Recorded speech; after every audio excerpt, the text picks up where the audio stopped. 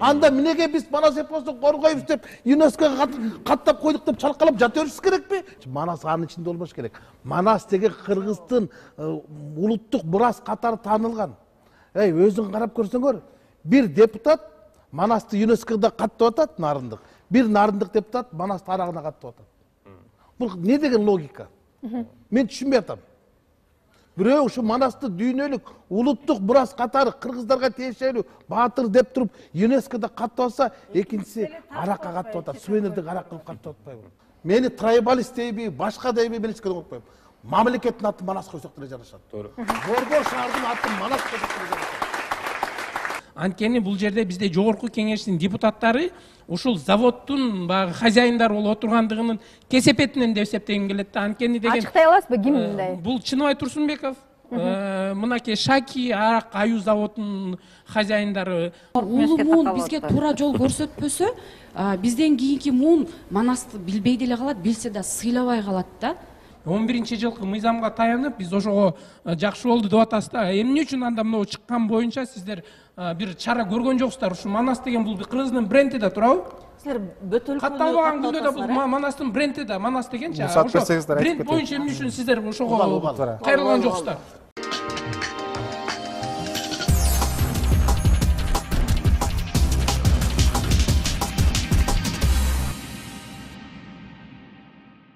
Манас деген ысым ар бир кыргызстандык үчүн, ар бир кыргыз үчүн өтө ыйык деп айтсам жаңылышпаймын. Себеби дегенде Манас эпосу менен ар бир кыргызстандык, ар бир кыргыз сыймыктанат эмеспи? Дал ошол ысымдын тегерегинде кыргыз элинин улуттук баалуулуктары ал гана эмес, биздин жеке өзүбүздүн ички жан дүйнөбүздөгү бардык баалуулуктар чогулгандай сезим калтырат. Улуттук баалуулукка айланган ысымдардын арак шарапка коюлушуна сиз кандай көз караштасыз? Ушул жөнүндө сүйлөшөлү деп турабыз. Бул ачыгын айтканда ток-шоусу. Саламатсыздарбы? Ta ошондо берең алтын элек кол берсе, эми жеке чабалганда. Жогорку Кеңеш депутаты Рыскелди Момбеков агабыз отурат. Рыскелди ага, сиз деле кайдыгер эмес болушуңуз керек. Чынында Манас дегенди мыйзам менен эмес, Манас дегенди ыйман менен коргошубуз керек болчу да. Бул кезге чейин, азыркыга чейин эле Манасты саякпай, сагынбайлар коркоп колдоп келген да. Азыр биз эмне үчүн ушул мыйзам менен коргонго муктаж болуп калдык? Кептин бар ушта жатат. Мына мыйзам чыкты, 8 жыл, 9 жыл болду. Иштеген жок. Мыйзамды бузган кишини издеген жок. Анда эмнеге мыйзамдын кереги бар? Демек, Манасты мыйзам менен коргонго болбойт деп бизге айтып атат. Манасты биз негизи Манас эпосу жөнүндө мыйзамда Манас 3 жылдык жөнүндө сөз. Манас Семетей Сейтекти. Анан ошол жерде ар бир пунктунда мыйзамда жазып атат. Бул мыйзамдын негизги максаты Манас 3 жылдыгын өнүктүрүү, аны даңазалоо, аны колдоо жана коргоо. Ал манасчылар аркылуу ишке ашырылат деп атат. Бир манасчыны бир штатка коюп туруп, бир академия түзүп ушул мыйзамды жетекчилик кылып иштегиле деп уюм түздү. Жок, мына Манас Чыңгыз академиясы түзүп койду. Ошолор ушул Манастын жөнүндө мыйзамды жетекчилик кылып бир иш кылды. Жок, тендер жарыялап коюп отурушат. Жазылды, демек ишке ашпай атат. Ишке ашпай атат. Демек мыйзам ишке ашпай, мыйзамды ким жетекчилик кылат? Бул айтып атпайбы азыр өкмөт депчи. Туура мен деле айтып атпакчымын да, өкмөт буну жетекчилик кылыш керек. А бирок башкы прокурор деген бар да, мыйзамды көзөмөлдөгөн. Эмне үчүн президенттин мында мурун болгондо, президенттин ар намысына кайсы бир журналист доо кетирсе, Генеральный прокуратура сотко доо арыз жазат. Ооба. Президенттин ыйгар муктары башкы мыйзам аркылуу көзөмөлдөнөт мен деп сотко берип атат. Манас деле азыркы хандарда хан болгондо.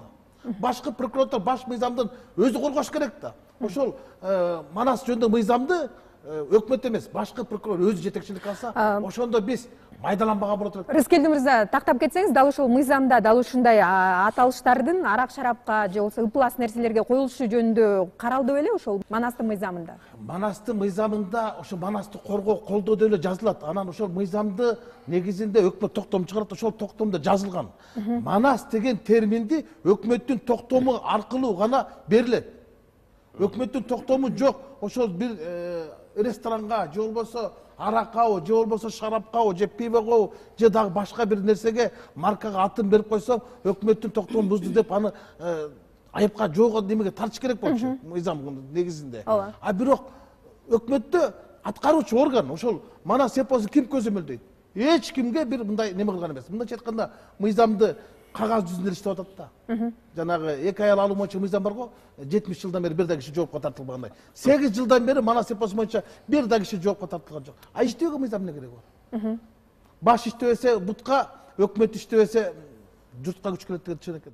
Кайерде улутчу болгон адамдар жок. Келди мырза. Бизнесмендер, баягы көмүскөдө калтырып көп депутаттар ушундай добуш берип коюп атышат деп атат, чики болуп калып атат дейт. Ушул нерсе кандай? Мыйзам бул кабыл алганда ал кезде Ахматбек Келдибеков спикер болчу, бардык 100% колдоп беришкен. Кеп ошол мыйзамдагы нерселерди. Бул биринчини. Да. Бул экинчи эмне болду ушул мыйзам тагдыры? Кандай дейсиң? Экинчи мыйзамдын тагдырычы Тазабек Икрамов. Балким Тазабек мыйзам.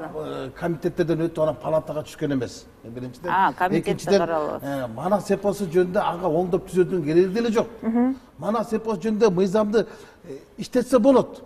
Бирок иштеткенге эч кимди мындай бул мамлекет башчынын манас болгон мамилесине көз каранды болуп атпайбы? Бир эле жерде ошол маселе көтөрүлүп огуна келип калган болсо бардык эми улуттун кызыкчылыгы эми манастычы мен таң калам да. Илгери компартияны алганда Ленин биздин атабыз жыргап жашап жатабыз деп Ленинди кандай гана колдугу бааладык эле. Манас деле ошондой болуш керек да. Бул мыйзам идеологиялык мыйзам да. Бул экологиялык эмес. Бул адамдардын аң сезимин тазалай турган мыйзам. Мисалы мен таң калып атам да. Манасты биз майдалашыбыз керек. Мына Манас аэропорту бар, Манас көчөсү бар. Манас көчөсү менен Чыңгыз Айтматов көчөсү бир болот атпайбы? Экөө тең чолок көчө болот атпайбы? Манас менен чолок болгонбу? Биз даже бир көчөнүн атын бере албай атпайбыз Манаска. Анан кийин анактын атын берет да ошондо отурсак. Керек болсо, мени трайбалист дейби, башка дейби мен эч керек болбойм. Мамлекеттин атын Манас койсок деле жарашат. Борбор шаардын атын Манас койсок деле жарашат. Мисалы, Израиль деген бул ким? Это Яков. Яковдун экинчи аты Израиль. Мамлекеттин аты Израиль, а калкы еврейлер, жүйүттөр деп коебуз. Жыргап жашап жашап атпайбы? Гректер өздөрүнүн өлкөсүн Грецияда эч жок айтпайт. Ладан өлкөсү дейт. Алар борбор шаарын Афина деген кудайдын атын кое алган. А биз же мамлекеттин атын кое албайбыз, же борбордун атын кое албайбыз. Джордж Вашингтон, Американын биринчи президентиби, борбор шаарга атын берди. Нурсултан Назарбаев Астананын атын берип койду. Биз Манаска эчтекени бере албай атпайбызбы? Элдер, боордош казактар борборун берип атса, биз болсо арактын атын берип атабыз. Анан айтышып атпайбы, ой, орустарда деле Путин, Распутин, Кутузов, Суворов деген арак бар деп. Манас башкалар башка да. Манас башкалар башка да. Манас деген бул кыргыздын мамлекеттин түптөгөн адам. Кыргызды кыргыз кылган Манас болгон да. Дүйнөдөгү эң чоң эпос. Ошо гректерде жок болуп атпайбызбы? Ладан мамлекет, Ладан өлкөсү дейт. А биз Манас журту кыргыз титулдук улут деп айтсак болот эле да. Жок дегенде Манас борбор десек титулдук улут деген түшүнүктү айткандан биз коркуп атабыз да. Биздин жалтактыгыбыз ушул. Рахмат сизге, Рыскелди мырза. Кандай ой айта аласыз деги эле мына айтып атат да, ушундай. Партиялашым болобу, классташым болобу, фракциялашым болобу, алар өзүнүн абийирине жооп берсе, мен Дөөлөт Сыдыковдон Аманболду айтпадыбы, Манас деген урааным депчи. Ушул ураанды көтөрүп жаткан кишилерге рахмат айткандын ордуна ошол ураанды көтөргөн кишилерди улутчул деп куугунтук алган бул анда 38 жылдагы окуялардын бири. Ошол кезде Касым Тыныстанов, Жусуп Абдрахмановдор ушул Манасты сактап калабыз деп өздөрүнүн өмүрүн сактап кала албай атылып кетпедиби?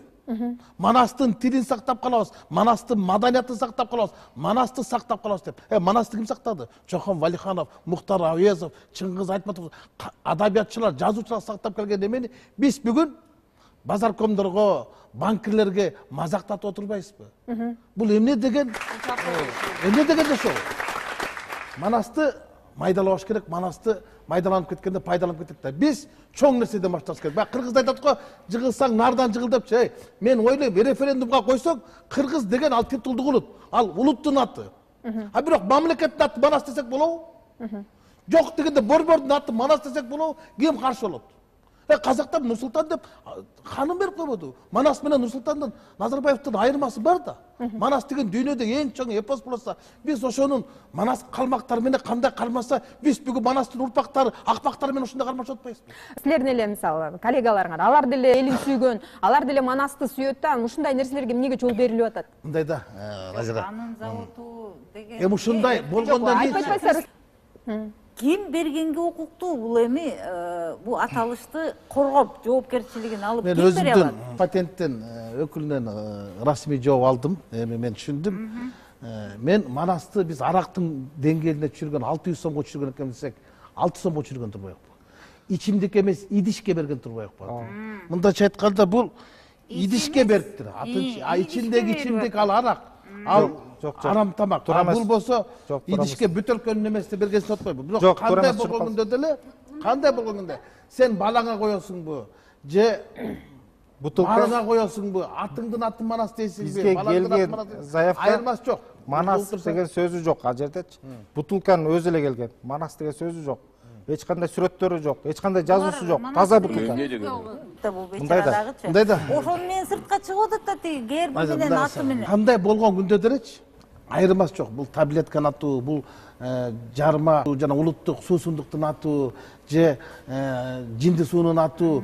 Манас деген атты өкмөттүн токтомунда жазылган, өкмөттүн уруксаты менен гана бере аласың. Мына ошондо булар айтыш керек болчу, буну бизде сурабагыла. Кыргыз Республикасынын өкмөттүн токтомун чыгарып келгиле, ошол жак менен чечилет. Кыргыз патенттин буга ыйгар муктары жок деп туруп айса болмок. Анан кийин биз идишти каттап койдук, анан ичимдик жөнүндө сөз жок. Алар бүтүлкөнү тар аны. Мыйзам бузулган турбайбы деп. Мыйзам бузулду, өкмөттүн токтому бузулду. Манас жөнүндө мыйзам курду. Бул Манасты даңазолоо эмес, бул Манасты мазактоо да. Эми кантип жоопкерчиликке каякты чакырабыз? Буну мыйзамды жетекчилик албаш керек. Ыйманды жетекчилик алыш керек. Эгер коомчулук ушундай болуп кеттим деп, ал кишилер ошо жанагы ээлери жок, башка эле аталышты алса болот. Буну эртеңден баштап мына ушундай болгон экен депчи.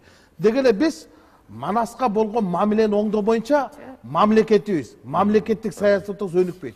Манас деген бул касиет, бул рух, бул дух, бул бардык айтабыз. Манас дейсиз, Манас атам колдосун, Манас атабыздын арба колдосун деп ант бергенде да айтабыз. Кандай майрамда мамлекет башчы, өкмөт башчы бүт бардык айтабыз, анан келгенде эле мажбур болуп калабыз да. Рескелдин мырза, булар ыйманга келгичекти күтүшүбүз керекпи же эмне кылышыбыз керек? Жок, өкмөт бул боюнча мен эртең менен азаттыктан өткөндө биринчи каналда, бүгүн НТСтен чыгып атат. Бул деген коомдун пикири. Бул деген оңдун пикири эмес. Биз ЮНЕСКОга Манасты каттап алдык да, анан бияка аракка каттап атпайсың. Анда эмнеге биз Манас эпосун коргойбуз деп ЮНЕСКОга каттап койдук деп чалкалап жата беришибиз керекпи? Бияка аракка аттың коюп атса. Эмнеге дүйнөлүк көчмөндөр берде иштеш керек да. Аткаруу бийлиги деген бар. Мыйзамды жогорку кеңеш мыйзам чыгарып бийлиги чыгарып берди, өкмөт аткаргыла. Биз өкмөттөн талап кылышыбыз керек. Эмне үчүн силер Манасты коргой атасыңар? Эмне үчүн силер Манас бизди коргоп келсеңер, эмне үчүн бүгүн Манасты кордоп келе атасыңар? Токтоткула. Токтоткула деп академия ачтыңар, эмне таптыңар? 14 миллион сомду бөлүп коюп отурасыңар. Аны эмне кереги бар? Ошо Манас академиясы Манас деген аракты чыгарта албай болсо, ал академия эмне кереги бар? Бизде Манас эпосу бар да. Манасчылар бар да. Манасчы ошол жана мыйзамды карасаңар 4-пунктта айтат. Манас эпосун өркүндөтүү, коргоо, колдоо Манасчылар аркылуу ишке ашырылат дейт. А Манасчыларга бүгүн макамы барбы булардын? Же Манасчыларга сыйлык барбы? Же Манасчылардын бир жумушка алдыбы? Жок да. Борбор шаардын атын Манас деп биздин Манаска мамлекеттик мамиле жок болуп аткандан келип атат. Бардык нерсе. Мыйзам ошонун ичинде. Бул иним айтып атпайбы? Жанагы улуттук мурастардын сактап калуу боюнча мыйзамдын анын ичинде Манас бар депчи. Манас анын ичинде болбош керек. Манас деген Кыргыздын улуттук мурас катары таанылган. Өзүң карап көрсөңөр, бир депутат Манасты ЮНЕСКОда каттап атат, нарындык. Бир нарындык депутат Манасты арагына каттап атат. Бул не деген логика? Мен түшүнбөй атам. Бирөө ушу Манасты дүйнөлүк улуттук мурас катары кыргыздарга тиешелүү баатыр деп туруп ЮНЕСКОда каттап атса, экинчиси аракка каттап атат. Сувенирдик арак кылып каттап атпайбы? Мен таңкалам. Анан кийин Манас осуяты это сама по себе бул мыйзам.